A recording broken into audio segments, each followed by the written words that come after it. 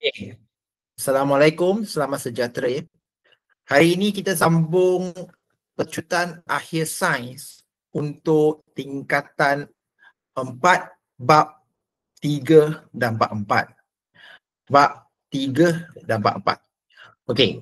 Sekali lagi, tujuan kita untuk buat ulang kaji ini fokus adalah pada kertas 2.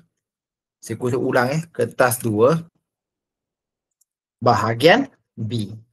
Okey, bukan bahagian A, bukan pasal eksperimen, tapi lebih kepada fakta daripada buku teks. Okey, jadi soalan itu adalah terdiri, khususnya kita nak faham soalan dari 5 hingga ke soalan ke-10. Jadi macam mana bentuk soalan tersebut? Okey, jadi kita pun tengoklah. Jadi untuk bab 3, tajuk dia yang kita akan sentuh hari ini adalah teknik mengukur parameter kesihatan badan. Okey? Teknik mengukur parameter bagi kesihatan badan. Sekejap ya.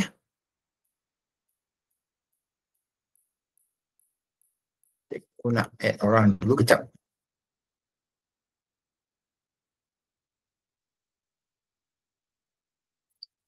Okey, jadi kalau kita tengok soalan ini, kita perlu tanya pada diri sendiri sekali lagi, apa itu sihat? Apa maksudnya sihat? Okey, apa maksudnya sihat? Okey, sihat ini merujuk kepada beberapa perkara lah. Yang pertama, okey, kita akan tengok daripada aspek apa. Kita sekarang nak mengukur seorang itu sihat. Mengukur apa? Yang kita nak ukur. Okey, kalau kita kata tak sihat, okey macam mana? Kalau sihat, macam mana pula? Jadi antara dia, pertama kita lazim dengarlah contohnya suhu. Tu, maksudnya apa? Kalau suhu, contohnya, satu orang dia 36.9. 36.9 darjah Celsius. Maksud dia sihat. Kalau suhu dia tinggi, 37 ke atas, maksud dia tak sihat. Jadi kita nak tengok apa parameter yang lagi boleh guna untuk mengukur seseorang itu sihat ke tidak. Satu, suhu kan. Lepas tu ada apa? Tekanan darah. Tidak lupa juga tekanan darah itu apa, nanti kita akan tengok. Okey, tidak lupa juga ada kadar nadi. Okey, kadar nadi. Kadar nadi. Maksudnya kalau degupan jantung maipok, bukan maipok. Singtiao. Kalau degupan jantung degup. Jadi nadi itu akan baca seperti apa kita punya degupan jantung. Okey, jadi kita boleh tahu seseorang itu sama ada sihat ke tak. Contohnya, kalau biasa, 如果在自然的情况下, biasanya contoh kamu punya degupan jantung 80 nadi, denyutan nadi per minit 80. Tapi tiba-tiba hari itu you duduk dapat 100 ke atas, dapat 120 denyutan per minit. Biasa 80, sekarang tiba-tiba duduk pun 120. Jadi kamu pun tahulah kamu tak sihat. Okey? Itu yang kita nak tahu. Nanti kita akan jawab soalan terus ya. Seperti yang kita dah sebut, kita cuba jawab 2 hingga 4 soalan je. Dan nombor 4 pula, kalau kita nak tengok, okey, apa dari aspek parameter yang kita guna untuk tengok sihat ke tak sihat? Jawapan dia BMI ataupun kita panggil indeks jisim. Indeks jisim badan. Okey, jadi benda ini semua sangat penting ya. Kita bukan setakat maksudnya baca, tapi asyik tuduh benda itu tak ada fungsi. Sebenarnya benda ini kita belajar, kita nak tahu aplikasi pada seharian. Lah. Okey, jadi saya ulang dalam 4 perkara ini, suhu, tekanan darah, kadar nadi, BMI. Kalau kamu tengok buku teks pun sebut kat sini. Muka surat 33. Okey, jadi dan seterusnya. Nak baca, sila pergi buka buku baca ya. Jangan kata tak ada dalam buku teks. Benda ini penting. Kita nak tahu seorang sihat ke tak, kita tengok daripada 4 parameter ini. Apa itu parameter ya? Sesuatu aspek yang kita boleh ukur. 我们可以准确的讲出说，它一个有个数据，有个数字讲说它到底是健康还是不健康。Kita nak ada rujukan, bukan sekadar cakap you tak sihat, you demam macam tu. Okey? Kita ada suhu sekarang, kita boleh jawab. Kita ada tekanan darah, kita boleh jawab. Kita ada kadar nadi, kita boleh jawab. Kita ada BMI pun kita boleh jawab. Jadi untuk soalan bahagian A, soalan 1 iaitu soalan percubaan Selangor set 1 soalan 1. Cikgu, kamu kata nak guna bahagian B. Jadi saya nak guna bahagian A juga untuk rujuk kepada ulang kaji sikit. Bahagian B memang kita perlu ingat balik fakta. Bahagian A lebih kepada aktiviti yang kita sekarang buat. Saya nak buat sedikit ulang kaji jugalah. Satu soalan bahagian A je, yang lain semua bahagian B. Jadi pertama sekali kita sama-sama hafal perkataan sphygmomanometer. Sphygmomanometer.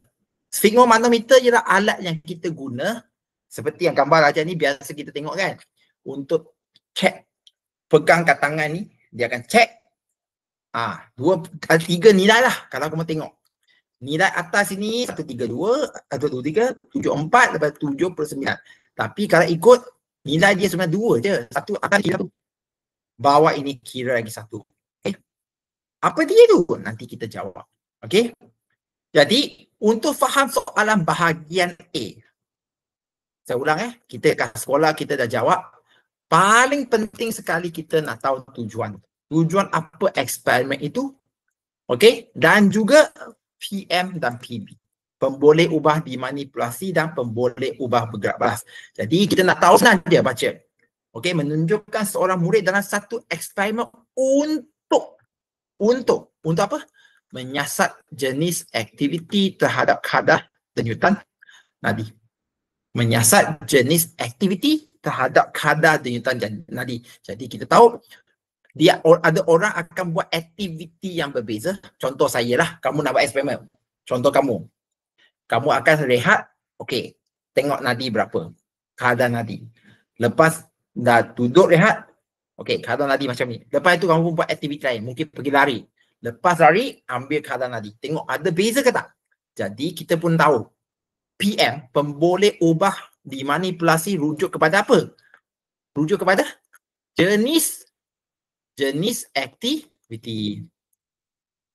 Okey, manakala kadar denyutan nadi, sebab kamu buat aktiviti itu, jadi kadar denyutan nadi menjadi lain. Jadi itulah kita panggil PB, pemboleh ubah bergerak balas.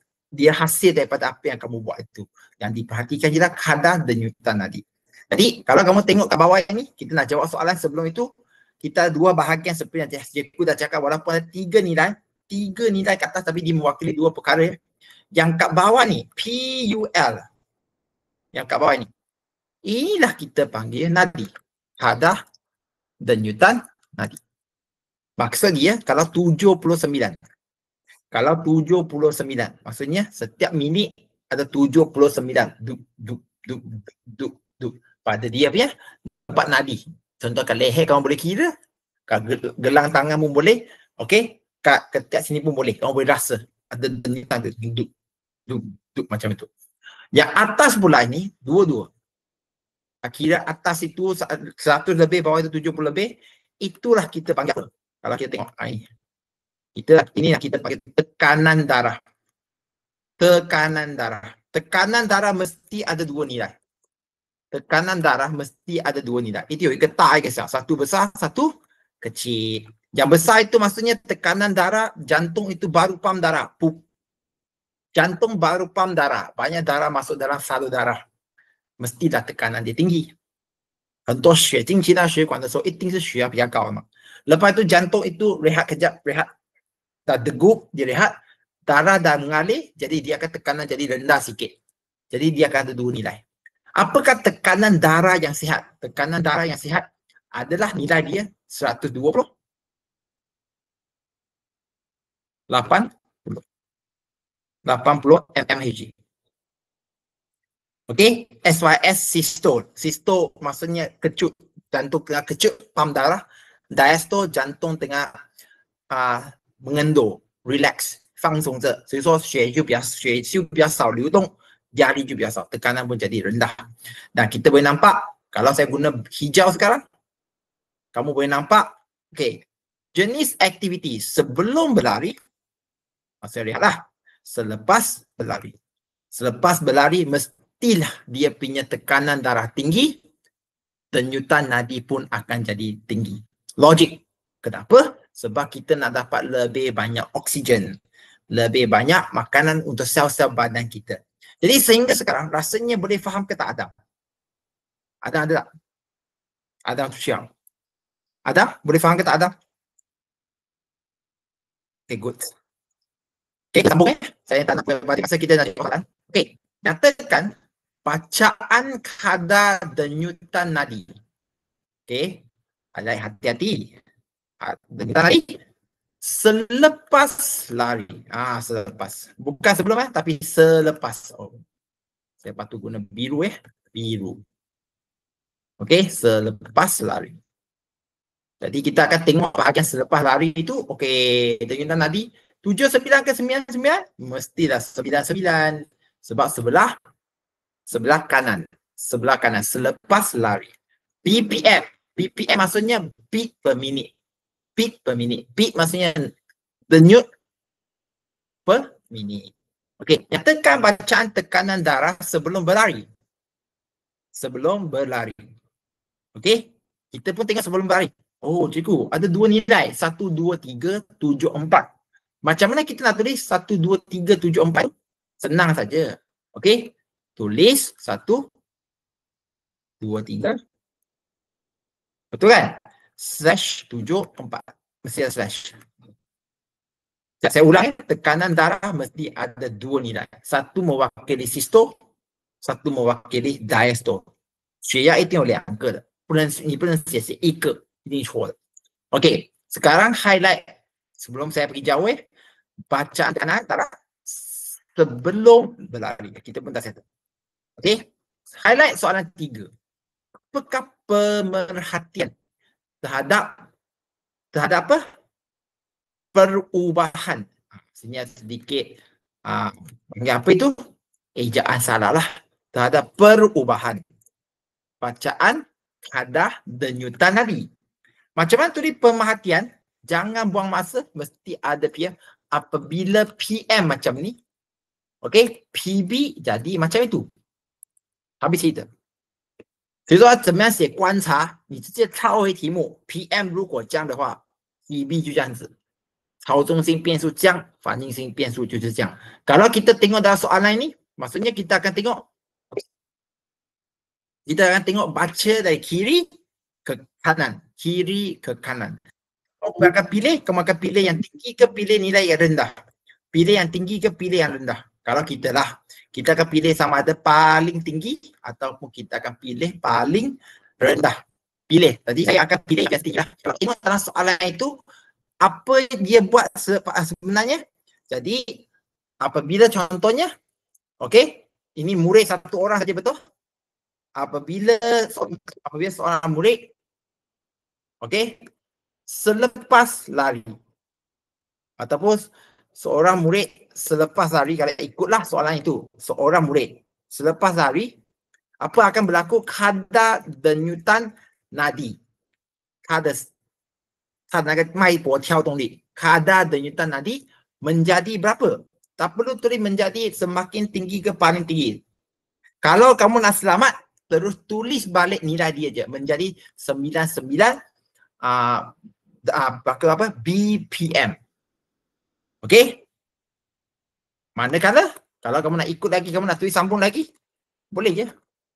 Manakala sebelum lari, kadar denyutan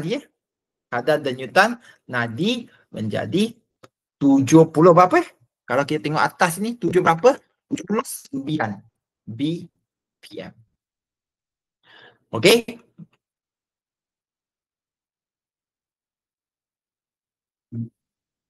Okey, cikgu. boleh ke tak saya pendekkan? Saya tak nak tulis apa nilai tu. 我不要写这样长的句子。boleh? Kalau kamu nak ubah, apa kamu boleh ubah? Okey?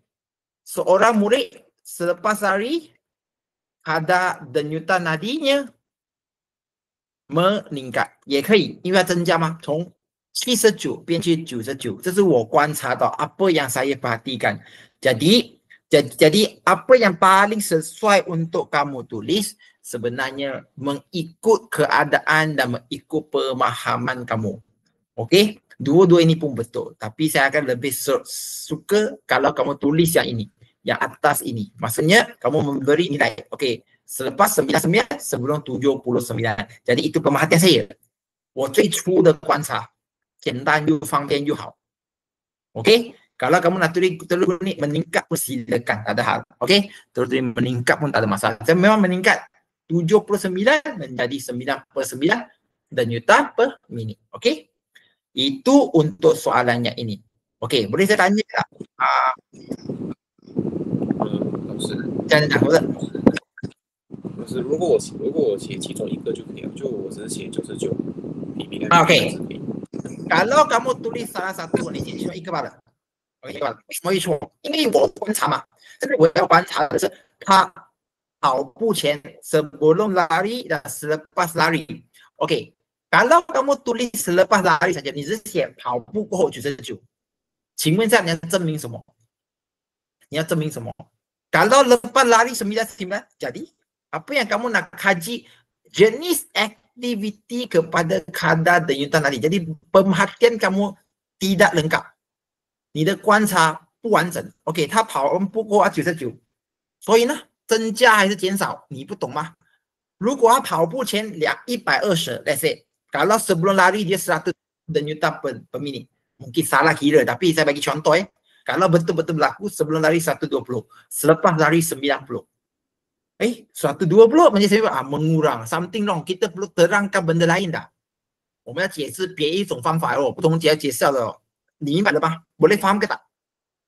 比如说你要写的，你要么meningkat, kalau nak tulis meningkat, kalau tidak tulis dua nilai. Selepas sebelum boleh这样子。Okey, ini itu sekarang bahagian ya. Ramalkan, highlight perkataan ramalkan. Kadar denyutan nadi sejurus lepas menyertai pertandingan berenang. Berenang lebih aktif daripada berlari. Betul ke tidak? 游泳比跑步更加的激烈, lebih aktif. Jadi nilai dia itu, okey, nilai itu mesti lebih berapa? Lebih berapa? Kalau kita tadi lari selepas lari berapa? 99, betul ke tak? 99. Itu lari. Jadi selepas berenang, nilai dia mesti lebih tinggi. Itia kau lebih tinggi. Okey, lebih tinggi. Jadi cikgu, nah saya letak nilai apa? Kamu boleh letak mana-mana nilai antara 100. Cikgu, kalau saya letak 150 boleh. Tapi maksimum kamu boleh letak lazimnya terima ya 200 saja.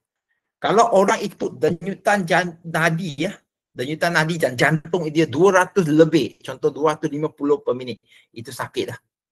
那是一种生病的现象，那个人有病，不健康啊。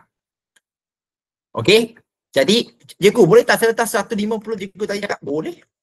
Boleh tak tulis 180? Boleh. Tapi kalau 200 dan ke atas tidak digalakkan. Orang itu memang sakit. Something is wrong. Okey, something is wrong. Jadi logik adalah 200 sampai 200 pun cukup lah. Tak apa 200 lebih. 200 maksudnya dia dah sakit. Okey, sekarang kat bawah ini menunjukkan dia kadar denyutan nadi bagi dua individu dalam keadaan rehat. Okey, lelaki, perempuan. Umur 20. Yang peliknya, kadar denyutan nadi sama. Kalau kita faham konsep logik, sikit logik, perempuan biasanya kadar denyutan dia lebih tinggi. Perempuan biasa kadar denyutan dia lebih tinggi. Kenapa lelaki perempuan umur sama ini sama denyutan nadi? Kenapa? Maksudnya perempuan itu macam lelaki dah sekarang. Jadi jawapan dia kenapa? Saya bagi jawapan saintifik dulu. Maksudnya, mungkin individu dua ini ataupun perempuan kan, perempuan itu adalah seorang atlet. Seorang atlet, Ika Yun Tong Jia. Yes. Atlet ataupun orang yang main sukan, denyutan nadi dia akan kurang. Denyutan jantung pun akan kurang. Pelik je ku. Mereka bukan main aktiviti ke? Bukan lebih kuat, lebih denyutan jantung lebih laju. Tidak. Untuk orang sukan, jantung dia lebih banyak otot. Jadi dia pump kuat. Dia pump kuat, dia tak perlu pump gerak。比如说，一个运动家的心脏，他的肌肉是比较强壮的，他不需要说快速去增加他的速度，他只需要大力的pump一次，等于普通人说普通人的那个叫做pump 2次的意思。所以说他是不需要这样多的。OK， manakala individu satu。OK， kalau kita nak tengok, cikgu, apa individu satu? Apa lagi sebab lain yang sesuai untuk jawab soalan ini? Ini contoh ya, jawapan yang pertama ya. Apa lagi contoh jawapan yang mungkin terjadi? Okey, mungkin individu satu. Okey. Saya ulang ya. Mungkin individu satu. Ataupun mungkin individu dua. Boleh pilih. Mengira kadar denyutan nadi dengan salah. Okey? Dengan salah ataupun silap. Okey? Bukan semua orang boleh kira dengan betul ya. Sebab 1 minit you boleh tekan, kira. 1, 2, 3, 4. Lepas tu tengok jam. 1 minit dah henti. Ada orang suka kira 10 saat. Cikgu pun dah ajar ke kelas. 10 saat tengok berapa denyutan nadi, darab dengan 6. Itu pun dapat jawapan dia. Okey? Boleh faham ke tidak? Saya nak tanya juga ya. Boleh ke tak? Kalau boleh faham, tolong bagi satu emoji sama ada ini ke ataupun apa-apa supaya nampak kamu boleh belajar. Faham? Okay, faham. Tak.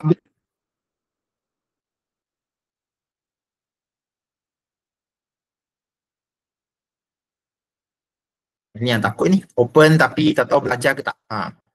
Okey, kita sambung. Okay, soalan kedua. Ini yang saya nak highlight, bahagian B. Tengok bahagian B. Bahagian B contoh soalan 1 daripada modul Kenyalang Cemerlang Sarawak ya. Yang soalan nombor 9. Saya kalau nak kamu highlight soalan 9 ni supaya kamu nampak macam minggu lepas kita buat kelas, soalan 9 ini sama ada reka cerita. Kita perlu merekakan something. Okey. Termometer. Juga termometer ke? Ya, termometer digunakan untuk mengambil bacaan suhu badan. Okey, kita ada 4 jenis termometer. Kalau kamu nak betul-betul belajar, ada je dalam buku teks. Contoh lah. Okey, muka surat berapa ni? Muka surat 34. Okey, termometer, klinik, makmal, rektor dan inframerah dan seterusnya. Jadi tolong baca. Okey, memang perlu baca. Jadi apakah yang dimaksud dengan suhu? Nampak bahagian B.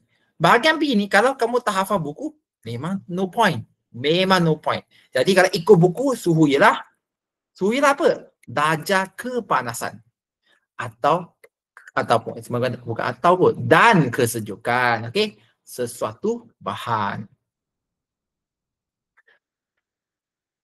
Okey, kita nak bagi tahu benda itu panas atau suhu sejuk, kita akan guna parameter yang bernama suhu.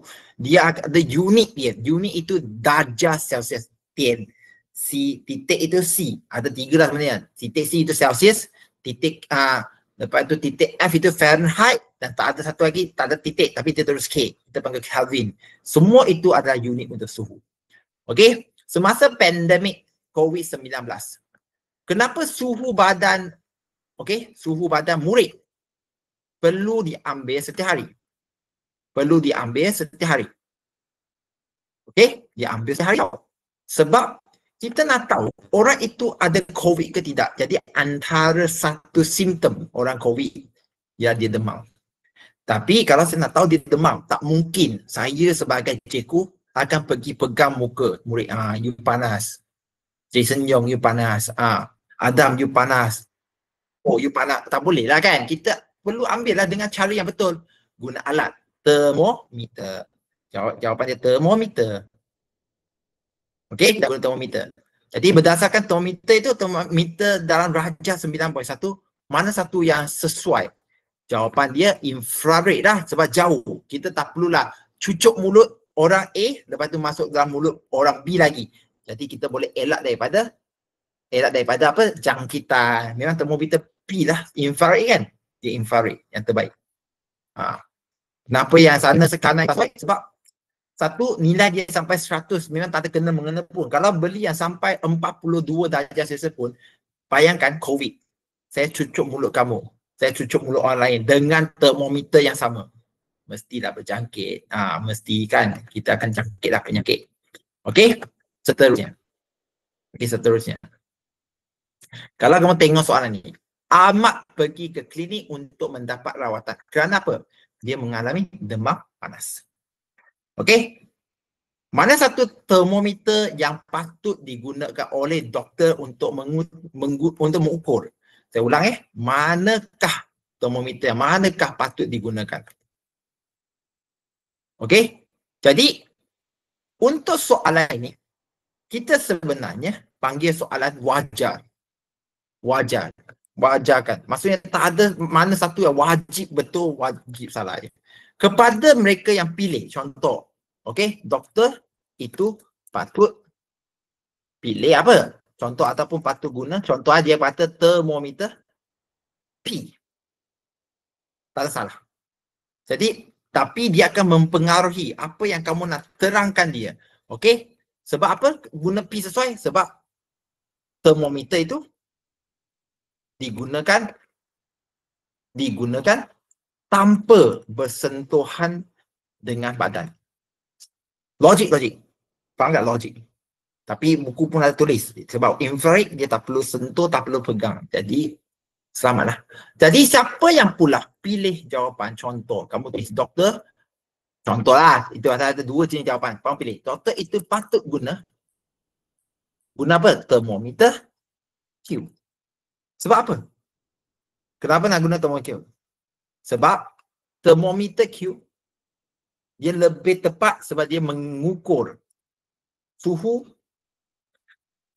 Okey, suhu dalam julat 35 ke 42 darjah Celsius sahaja. Saya ulang darjah Celsius. Sebab saya tak berhenti nak tuliskan simbol di sebuah kisah darjah Celsius saja.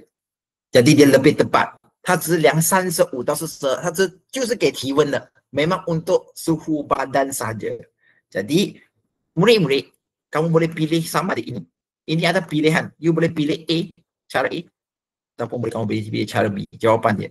比如说，这就是我们 SPM 题目 soalan bentuk SPM yang wajar. Maksudnya kamu boleh beri justifikasi mana satu betul, mana satu yang salah, kena ke tak benar. Okey, seterusnya.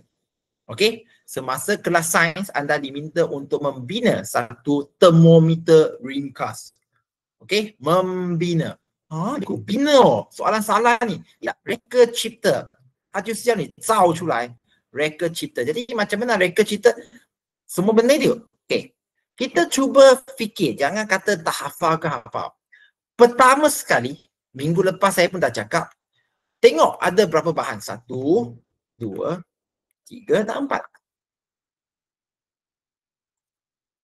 Maksud dia, kamu perlu guna semua bahan yang ada untuk buatkan satu termometer yang kamu boleh nampak. Okey, kalau suhu naik, saya nampak dia naik. Macam mana? Macam mana tu? Okey, kalau saya lukiskan gambar raja, kamu akan terus faham lah. Contoh, cikgu, tuliskan mana tu? Kurang tak ada. Lakarkan binaan anda. Okey, saya lakarkan tepi ni. Sebab bawah itu nanti saya nak buat penerangan konsep. 我在下面写解释. Saya lakar kat sini dulu. Jadi ada botol mineral. Ada botol mineral. 这是一个矿泉水. Mana pak gambar ini? Inilah. Cikgu, lukis lain sikit tak apa ke? Sikit tak apa. Tapi hati-hati, jangan biar dia ada lubang. Ini yang kita nak ajar murid ini. Kalau kamu lukis ada lubang, salah. Mesti tak ada lubang. Okay, kalau kamu nak lukis, pastikan dia lukis betul-betul tutup. Nampak senang, tapi banyak calon yang hilang markah dari situ. Okey, what's yang okey, dia macam ni. Lepas tu nak letak apa? Nak letak apa? Nanti kita nak label juga, tapi saya nak kamu tengok semua kat depan, tengok. Apa lagi ada? Kita ada straw. Kita akan letak straw kat dalam. Kita akan letak straw kat dalam. Okey, sekarang dalam botol itu ada apa? Dalam botol itu ada apa? Siapa boleh jawab soalan ni? Mungkin ataupun saya tanya Nicole. Nicole Leong. Ya, ada apa dalam botol tu rasanya? Ada apa? Boleh jawab ke atau tak boleh? Ada apa dalam botol tu? Cecair? Warna apa? Ya, betul. Air merah. Bagus. Saya pun lukis air merah. Cikgu, exam boleh guna warna merah tak boleh. Tapi saya lukis sekarang warna merah supaya kamu nampak. Okey, dalam exam you hitam putih je. Hitam, pemeh, hitam kan? Itu je. Ataupun kamu nak letak, kalau ikut gambar aja penuh lah. Okey dia atas. Inilah air merah. Saya buangkan yang bawah ni.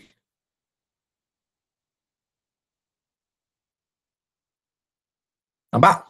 Jadi cecair merah. Ada straw. Tapi kalau letak macam tu, kita tahu straw itu akan timbul atas bawah. Jadi kita akan buat apa? Kita akan guna benda lekat kan? 我们拿一点黏黏东西去粘上，就是 plasticine. Okey, saya ulang.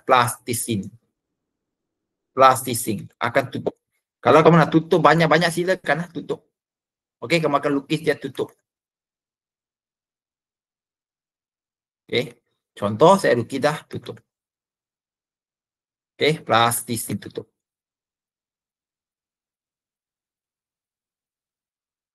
Okey, di situlah baru kita nak tengok. Kita akan letakkan tuala panas. Contoh ini tuala panas. Okey, sebab tuala ini panas, maka dia akan panaskan apa? Dia akan panaskan air merah dalam botol itu. Jadi air merah itu akan buat apa? Air merah itu logiknya dia akan meningkat. Betul ke tak? 它一走上去，因为它热吗？有热呀，它就走移动上去。Itu pasal kalaulah kita nak buat sesuatu ukuran, 我们要如果要做衡量的话，senang je. Pastikan straw itu cukup panjang. Saya tambahkan supaya nampak cukup panjang. Straw panjang kan? Lepas itu dalam ini ataupun di sini kamu boleh letakkan nilai. 放1、2、3的标志. Kalau mula-mula dia 1 pada nombor 1. Lepas letakkan tuala hangat itu, dia jadi 1.2. Maksudnya apa? Dia naik tu, maksudnya apa? Suhu meningkat. Okey? Jadi, cikgu, label, perlu label ke? Ini yang penting. Kalau kamu jawab soalan macam ni, wajib label. Hati-hati. Okey, contoh. Ini adalah nombor 2. Saya malas nak tulis. Jadi nombor 2. Apa? Botol mineral yang mengandungi air berwarna merah. Tulis. Okey? Jangan lupa tulis ini. Ini ya straw nombor 3. Okey? Ini ya nombor 4 plasticine. Dan last sekali kat bawah itu tuala merah. Tuala merah pula. Tuala hangat. Jadi kita nampak 1, 2, 3, 4. Jangan letak 1, 2, 3, 4. 1, 2, 3, 4 sebab saya cikgu tak ada ruang nak tulis dan cikgu nak bagi kamu nampak. Setiap alat itu mesti ada lakaran gambar ataupun alat tersebut. Jadi apa yang akan berlaku sekarang? Okey? Jadi kalau kita nak tuliskan konsep, biasanya kadang-kadang kalau kamu tengok gambar aja bawah itu diminta konsep. Okey? Jadi apa konsep dia? Apa yang konsep kita nak kata? Okey? Jadi kita pun tulis jawapan sekarang. Okey, cikgu nanti tulis ke? Up to you lah. Jadi penyuatu minuman mesti konsep dia ataupun penerangan dia mesti tenggelam. Masuk dalam air berwarna merah yang dalam botol mineral. Okey, contoh ya. Okey, ini ada konsep. Okey, kita nak tahu. Jadi kenapa ya? Sebab penyedut minuman digunakan untuk apa? Melihat kenaikan dan penurunan aras air merah. Okay. Jadi kita nak tengok, oh, jadi nampak macam tu. Jadi penerangan untuk alat itu, kita dah sebut pasal penyedup minuman. Apa lagi kita guna? Plastisin. Plastisin digunakan untuk apa? Untuk menutup bukaan pada botol air ataupun botol mineral, air mineral. Dia tutup supaya ada tekanan kat dalam, dia tak bocor keluar. Jadi air boleh nampak naik ke turun tu. Memang akan nampak jelas. Okey? Boleh nampak jelas lah. Jadi apa lagi? Apa lagi yang kita nak belajar sekarang? Okey, kita guna benda semua ini untuk apa? Contoh lagi, botol mineral. Okey? Botol mineral digunakan sebagai tempat meletakkan air yang diwarnakan merah. Macam termometer. Dalam termometer dia ada apa? Dalam termometer dia ada mercury. Jadi sekarang kita tak nak guna mercury, kita guna air merah sahaja. Tak. Jadi dia akan jadi satu penunjuk ataupun kita panggil untuk bacaan suhu, pergerakan suhu itu. Okey? Dan last sekali, tuala hangat. Ini digunakan untuk apa? Digunakan untuk menyediakan kepanasan kepada air. Maksudnya kita nak ada satu situasi panas ke tak, kita gunakan tuala panas. Letak ke sekeliling botol tu. Okey, panas. Okey, air merah itu naik. Maksudnya kita nampaklah perubahan suhu. Kita boleh baca perubahan tersebut. Parameter maksudnya kita boleh baca. Okey, jelas ke tak jelas semua? Boleh ke tak boleh?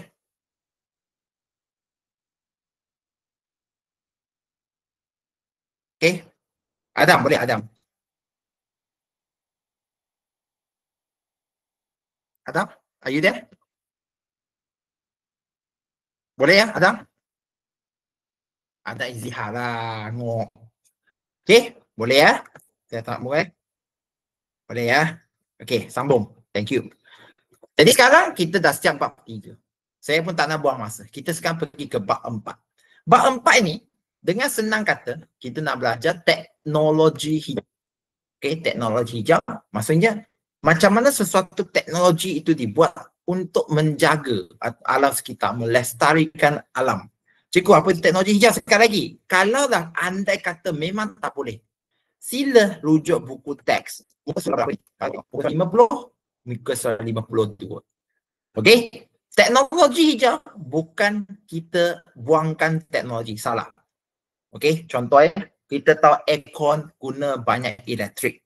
Banyak elektrik maksudnya akan merosakkan alam sekitar, hasilkan banyak gas karbon dioksida. Tapi masih kita rasa panas. Kita tak boleh cakap sebab pencemaran kita tak nak aircon, itu salah. Okey, macam pembalakan. Buat tebang pokok. Boleh ke tak kita cakap, okey, sebab tebang pokok-pokok ini penting untuk alam sekitar, jangan tebang pokok. Sebab tak boleh. Sebab ramai kat luar, tebang pokok itu nak cari makan. Tak ada duit. Kalau kamu kata tak boleh buat, tak ada duit dah. Jadi benar kan? Tapi lepas dia tebang, dia perlu buat apa? Itu yang kita nak fikir sekarang. Ataupun dia tebang macam mana? Pilih pokok yang tua, tebang saja. Jangan tebang pokok yang masih muda-muda berpuluh-puluh tahun. Jadi ini yang kita nak fikir. Teknologi hijau pembangunan dan aplikasi produk, peralatan serta sistem untuk memelihara alam sekitar dan alam semula jadi serta meminimkan atau mengurangkan kesan negatif terhadap aktiviti manusia. Dia bukan tak nak. Dia nak tapi fikir jaga alam sekitar. Okey? Kepentingan ada kat sini, kamu baca yang paling penting yang saya nak ungkapkan di sini adalah mengurangkan pengeluaran karbon. Okey, contohnya kenapa kita guna solar ataupun kereta elektrik. Sebab dia tak gunakan petrol, tak bakar, jadi bukan tak ada asap, tak ada karbon dioksida. Saya pun tak nak buang masa semua. Sekarang kita akan sambung dengan soalan yang seterusnya. Okey, kita masa tak cukup. Jadi saya direct je to the point lah soalan.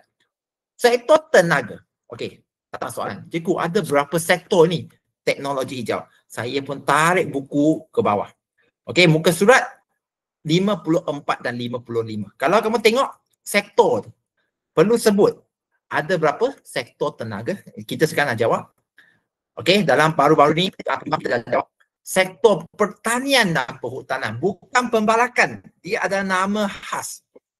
Kamu tak boleh tukar. Jika pokok juga, bukan. Okey, pertanian dan perhutanan, sektor pengangkutan. 3 dah ya. Ada sektor pengurusan sisa dan air sisa. Okey, kita tak sempat pinjam semua. Okey, sektor bangunan. Kita nak tengok bangunan hijau. Okey, apa itu bangunan hijau? Bangunan jimat. Okey, sektor perindustrian dan pembuatan dan sektor TMK, komputer lah, teknologi maklumat dan komunikasi. 7 sektor ya. Jadi baca. Saya dah henti kat sini, masa nanti kalau kamu nak buat ulang kali, tonton video ni, kamu pause lah di situ, bacalah kalau malas nak buka buku teks, okey? Kalau malas nak buka. Okey? Muka surat berapa? 55. Jadi jangan lupa. Sekarang dia satu contoh, kita nampak dalam satu contoh sumber tenaga. Apa itu tenaga? Nampak macam pernah nampak kat luar. Ya, nyatakan sumber tenaga yang digunakan. Apa yang digunakan itu? Jangan kata tenaga matahari lah. Sumber apa? Sumber tenaga solar. Tak ada jawapan lain. Okey? Kalau kamu nak juga satu jawapan nak kaitkan dengan apa itu matahari, mungkin boleh tenaga matahari. Tapi kalau ikut amahas dia memang tenaga solar. Okey? Yang benda-benda kamu nampak peta-peta itu kita panggil panel solar. Panel solar. Okey? Kita tengok lagi siapa nak add ni.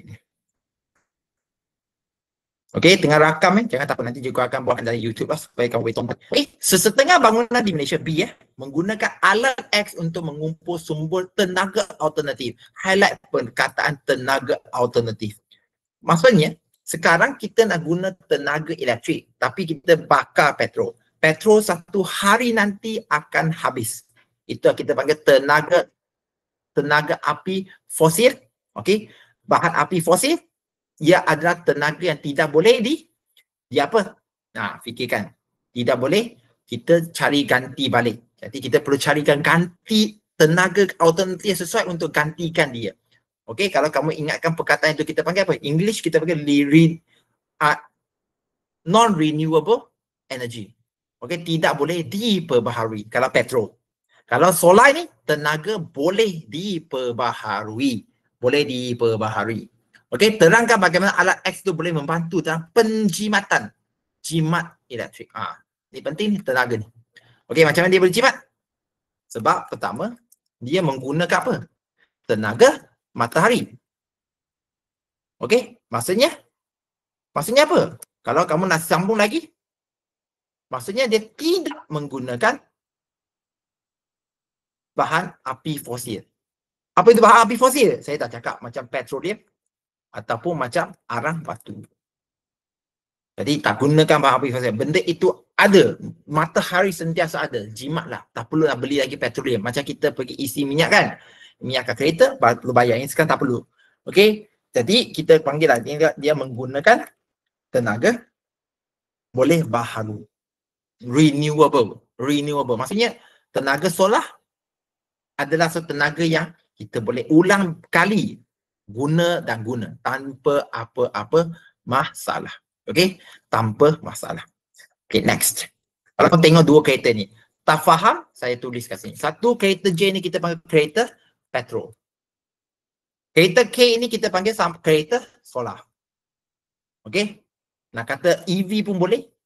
EV, elektrik. Tapi ini dia lebih bukan elektrik, lebih kepada solar. Sebab atas tu ada panel solar itu kan. Okey, jadi soalan dia. Okey, soalan dia kita nak tengok. Pilih satu kereta bagi mengurangkan pencemaran alam sekitar. Okay. Jawapan tak ada. Kamu tak boleh pilih J. Jawapan dia memang terang-terang nak kamu pilih kereta. Apa itu? Jawapan dia kereta K. Okey, berdasarkan aplikasi teknologi hijau. Kenapa kita wajib pilih kereta K kalau ada pilihan lah? Okey, sebab kereta ini boleh mengurangkan apa? Pembebasan apa? Gas karbon dioksida. Ataupun kita panggil gas hijau. Rumah hijau. Okey? Okey? Ataupun kita nak kata boleh mengurangkan direct kesan rumah hijau. Sebabnya kalau saya boleh lukiskan gambar dalam apa yang patut dalam gambar ini, kalau kamu tengok. Kalau kita tengok kereta konvensional petrol, dia kan belakang ada exhaust pipe. Jadi dia keluar apa?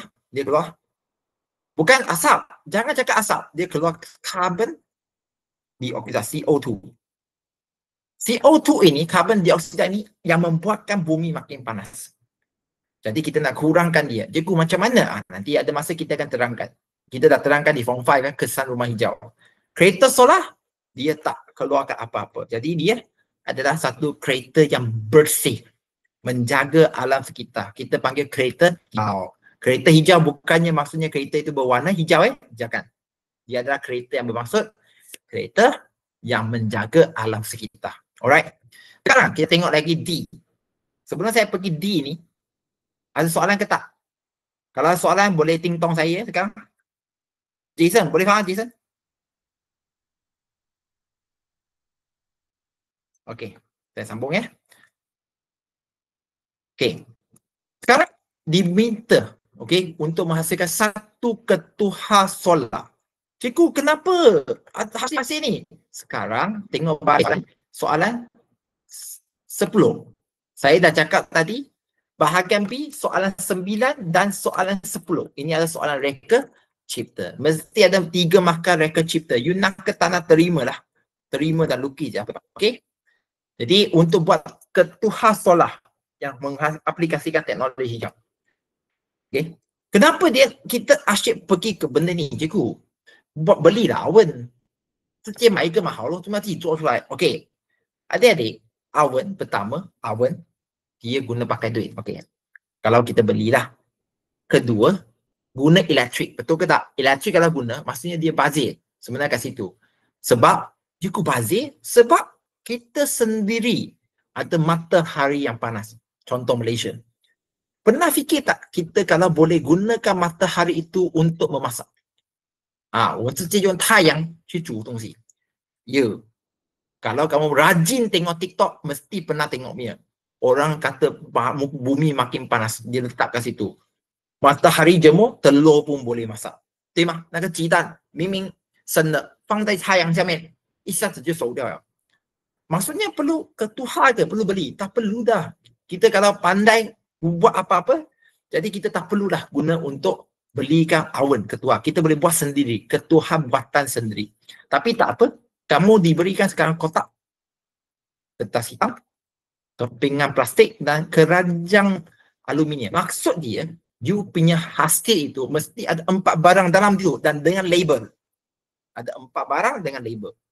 Okey, anda sebagai ahli kumpulan diminta untuk melakar dan melabel satu model untuk membuat ketuhar buatan. Okey, ada apa? Kotak, kertas hitam, kepingan plastik dan juga keranjang aluminium. Jadi macam mana tu? Macam mana tu? Ada apa idea? Okey, pertama. Memang kita ada kotak, betul ke tak? Kita ada kotak. Kotak, macam mana lukis kotak? You punya hal lah. Kalau cikgu tak salah je kotak. Ni kotak. Ya, kalau seorang orang tua, freehand lah. Saya tak gunakan tablet lukis lah. Ini kan freehand lukis. Pun boleh kata nampak macam lah gambar yang patut kan. Jadi apa alasan kamu sekarang? Apa alasan kamu tak boleh lukis? Ini kotak penutup dia. Okey, penutup dia. Saya ulang, kotak.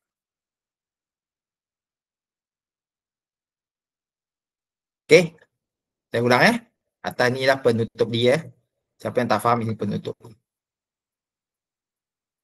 Okey, saya terpaksa saya rasa bukan macam ni. Salah tu. Saya cuba padam satu supaya lebih senang. Okey. Saya gunakan putih untuk padamkan garis supaya kamu boleh nampak. Saya padam. Ya, jadi penutup dia. Okey, jadi apa lagi? Ada 3 benda lagi. Wah, san ke? Wah, banyak. Okey. Macam mana? Apa yang saya perlu buat? Okey. Jadi antaranya, sebab matahari turun kan? Matahari turun. Kita nak serap matahari itu. Jadi kita nak tutupkan dengan apa? Kita tutupkan dengan apa? Okey, kita akan tutupkan dengan kertas hitam. Betul ke tak? Saya lukisan hitam sebagaimana tak.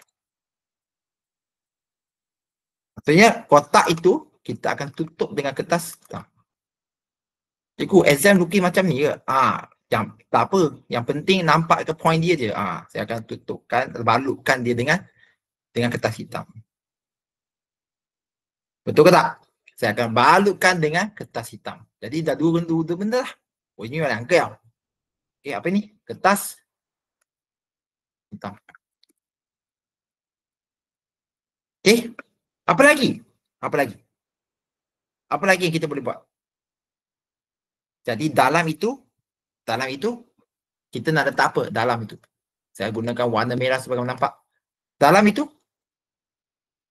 ada apa? Dalam itu ada apa? Kalau kita nak, okey, dalam itu kita letak apa? Dalam. Kita letak apa? Keranjang, balut kat dalam. Keranjang aluminium. Okey, keranjang aluminium. Inwei kempawan, dia boleh tahan perangkap haba tu, haba itu perangkap kat dalam. Tak akan sebah. Okey, tak akan sebah. Lepas tu, cikgu, saya nak tulis lagi. Janji dalam exam tulis lah. Akan dibalut apa? Akan dibalut oleh plastik pembalut. Tutup dengan plastik pembalut. Ini yang pausa. Jadi, kotak itu dah warna hitam. Dalam itu dah panas. Aluminium mengkonduksikan haba. Hai将那个热度传进里面. Jadi, plastik itu akan tutup haba itu. Jadi, dalam itu sekarang dia jadi sangat-sangat panas. Okey, kalau saya nak juga kamu tulis, apa macam mana kita nak buat benda ni? Konsep dia. Apa konsep dia sekarang? Kalau kita nak juga tulis konsep dia. Apa konsep dia? Macam mana kita nak tulis konsep dia? Kalau naklah kita nak tulis.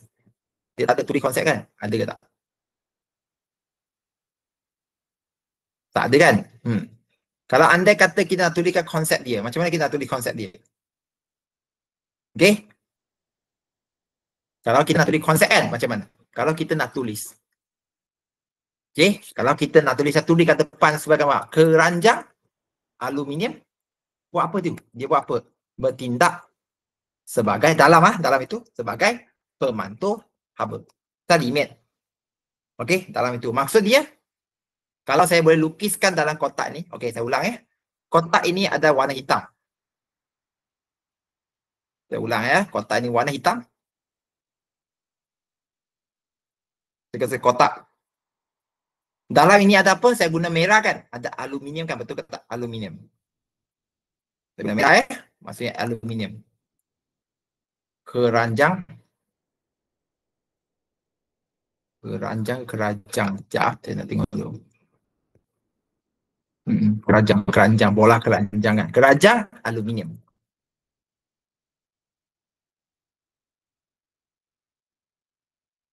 Okey, 铝的那个纸。为什么我们里面用铝的纸？ Kenapa dalam itu kita guna keranjang? Keranjang aluminium? Sebab apa? Sebab kalau saya boleh guna haba, okey. Cahaya masuk dalam kan? Jadi dalam ini dah panas. Kita sebut rechi. Dia ada panas haba. Okey. Jadi apabila haba dia naik, dia akan pantul. Hai fan se. Okey, se fan. 然后这个也是反， dia akan pantul.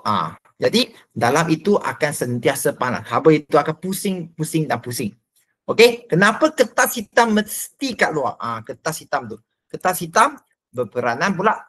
Buat apa? Kenapa dia mesti kat luar? Kat dalam tak fungsi. Mengekalkan haba di dalam kotak. Okey, ataupun menyerap haba matahari direct secara langsung. Kan, kalau kita pakai baju hitam, jalan bawah matahari, lebih panas ke lebih sejuk? Berbanding dengan orang yang pakai baju putih. Lebih panas ke lebih sejuk? Siapa nak jawab? Kalau kita pakai baju hitam, panas, cuaca panas, lebih panas ke lebih sejuk? Berbanding dengan orang yang pakai baju putih. Jawapan? Mungkin saya tanya Benjamin lah. Benjamin, kalau kamu tengah cuaca panas, you jalan, you pakai baju hitam. Panas ke sejuk? Lebih panas ke sejuk? Panas kan? Melainkan pakai putih, panas juga tapi kurang. Sebab putih memantul, hitam menyerap cahaya dan cahaya. Okey? Konsep. Inilah kita nak kata reka bentuk. Label kamu tak jelas. Who care? Tapi saya dah guna semua benda yang ada. Okey? Kotak, kertas hitam, plastik pembalu, keranjang. Janji ada label. Okey? Jadi yang label tak kau nampak benda itu. Okey? Sekarang pergi soalan yang seterusnya. Kalau sempat lah, takut tak sempat je ni. Okey? Kita tengok soalan ini. Okey? Kita tengok minit lagi . Saya memang tak nak pergi jauh. Saya memang nak settlekan dalam 1 jam je. Okey, sekarang kita dua isu sosio-saintifik. Maksudnya sebab kita buat sesuatu membawa impak, kesan kepada sosial ataupun kita panggil kepada kita punya persekitaran. Jadi kita nak buat apa sekarang? Okey, contoh pertama kita ada kertas, rasanya kertas. Satu lagi nak buat kertas, satu lagi dia menebang pokok. Jadi apa isu yang terlibat kat sini? Okey, persamaan antara kedua-dua, dia nak minta persamaan. Jadi apa persamaan untuk kedua-dua isu sosio-saintifik ini? Jadi kedua-duanya, apa persamaan dia? Kedua-duanya menyebabkan penebangan pokok. Kalau kamu nak nyatakan contohnya bilangan pokok berkurangan pun terima bilangan pokok pun kena. Jadi mungkin ada orang tanya apa itu isu sosial saintifik Tengok dalam soalan dalam buku muka surat berapa? 56 Okey. Dalam setiap sektor ada isu sosial saintifik.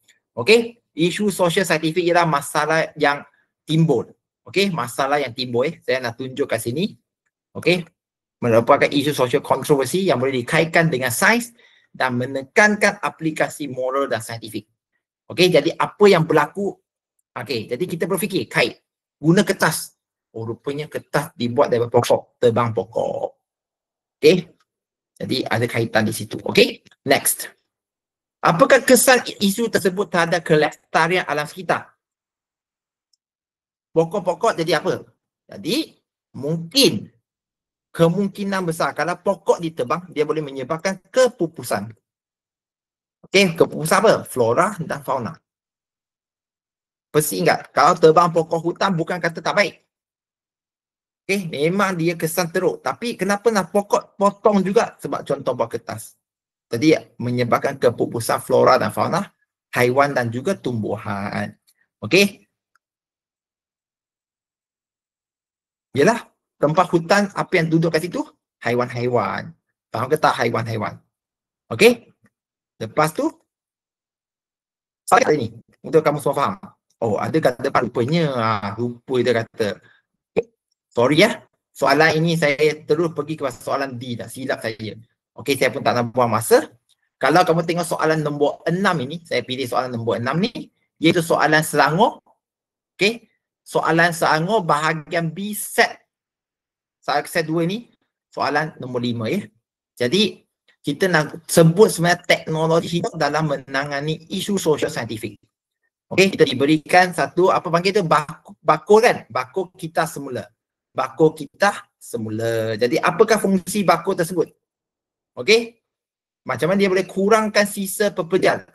Okey, sorry bagi dia sedikit masa lagi supaya kita habiskan. Minta maaf buang kat mengambil masa sikit je, bagi saya 1 minit 2. Sebab ada bakul yang berbeza warna ataupun kita panggil bakul kita semula. Jadi tujuan dia adalah pengasingan. Untuk membuat pengasingan dan kita semula. Okey. Kenapa kita nak buat kita semula ataupun pengasingan tu? Contoh, kalau kita ada sampah kaca, kita sampah plastik, kita sampah contoh makanan, sampah sisa makanan. Tak boleh buang sekali dalam. Kalau kita buang sekali dalam, macam mana orang nak keluarkan plastik, keluarkan kaca? Extra effort dan membazirkan tenaga. Kalau kita asing siap-siap, orang boleh ambil terus kaca buat benda lain, terus ambil plastik buat benda lain, terus ambil sisa makanan buat benda lain untuk menyelamatkan, melestarikan alam sekitar. OK？我们帮他们直接分类，分类就简单，比较简单。OK？ Nyatakan sektor dalam teknologi hijau. apakah sektor ini yang melibatkan sampah? Iaitu sektor, tak ada, bukan penghutanan, sektor pengurusan apa ya? Sisa, ya, pengurusan sisa垃圾dan air sisa，还有两个垃圾跟液那个水的水的废料 ，OK。Jadi kita perlu fikir sekarang bukan setakat buang sampah dalam tong sampah. Kalau boleh kita nak tolong macam mana nak kurangkan sampah, okey, dan juga macam mana kita semula sampah supaya kita punya masa depan adalah lebih terjaga. Cucu adalah benda-benda yang mereka boleh rasai. Kalau tidak, hutan tak ada, semua tak ada. Jadi tinggal apa lagi? Tinggal konkrit saja, bangunan konkrit, nothing else, okey. Dan C yang terakhir kat sini, sekiranya anda merupakan seorang pengusaha kantin, okey, terangkan amalan yang boleh dilakukan untuk memastikan kelestarian alam sekitar. Maksudnya kamu di kantin sekolah, apa yang kamu boleh buat? Contohlah, di kantin banyak sisa makanan, 很多吃掉剩下的食物. Ini ada dalam syllabus, wajib tahu. Okey, jadi saya boleh apa? Saya boleh menghasilkan baja kompos. Mesti ingat. Semua baja kompos, itu 制造肥料. Okey, menggunakan sampah makanan yang ada, contohnya buah-buahan dan sayur khususnya lah. Bukan tulang. Sayur dan juga buah-buahan untuk buat baja kompos. Okey, macam mana? Macam mana buat tu? Okey, dengan menggunakan apa? Sisa makanan. Okey, contoh di kantin lah yang telah dikumpulkan. Okey? Mimbai ba? 完全记得是 budget compose. Okey? Dalam syllabus kamu, saya juga boleh, kalau lah kamu kantin lah, ini markah kedua, kalau kamu nak lah. Sekarang kamu sudah 2 markah, ingat budget compose pun saya kata hebat dah. Ada dalam buku teks. Sempat saya akan tunjuk. Saya juga boleh buat apa? Kalau kamu nak, juga boleh buat, okey, pembersih ecoenzim. Pembersih ecoenzim. OK， 也就是说有机的洗衣粉有机的那个叫做清洁剂。OK， macam mana tu? Dengan menggunakan sisa, dengan menggunakan apa? Dengan menggunakan sisa. OK, contohnya sisa makanan, tapi seperti apa? Seperti buah-buahan dan sayur-sayuran. 用蔬菜跟水果做出那个叫做有机的清洁剂. Ingat hari ni, 2 je, tak banyak. Saya nak kamu ingat supaya kamu boleh jawab dalam exam nanti. Jadi kamu boleh pilih A ataupun kamu nak pilih jawapan B pun boleh. Cari dalam buku apa itu ecoenzim, apa itu baja kompos. Okey? Jadi itu saja yang saya boleh kongsikan. Minta maaf ambil masa lebih 5 minit. Dan saya harap semua hari ini boleh ikutlah. Kalau rasanya boleh faham, boleh ke tak? Bagikan saya sedikit respon. Saya nak tengok boleh ke tak anda faham. Boleh? Kita